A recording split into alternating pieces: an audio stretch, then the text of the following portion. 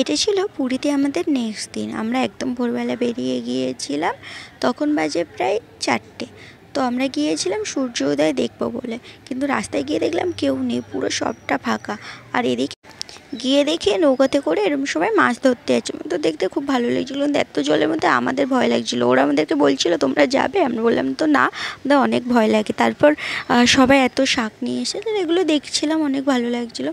তারপর আস্তে আস্তে যত বেলা হতে লাগলো দেখছি সবাই ফিরে আসছে। এতগুলো মাছ আমাদের দেখেছিলো। আর এই সাপটা দেখো, এটা জালে পড়েছিল নাকি, অনেক বিষাক্ত বললো, সেটাকে আবার জলে ছেড়ে দিল ওনারা। আর এই মাছগুলোর নাম জানি না, কিন্তু দেখাচ্ছিলো এটা একটা চিংড়ির পোকা। তারপর ওরা আমাদেরকে চা খেতে দিল। আর এগুলো অনেক রকমের মাছ দেখেছিলাম যাদের নাম আমরা জানি না। আর কুকুরটা দেখো এতটাই আনন্দ করছিল, জানি না, ও মানে বসেই ছিল, উঠছিল না। তারপর ওইখানের কুকুরগুলো এসে ওকে তাড়া করলো। আর আমরা তবে একটু শসা মাখা খেলাম। আর এই মাছটার নাম কি জানো?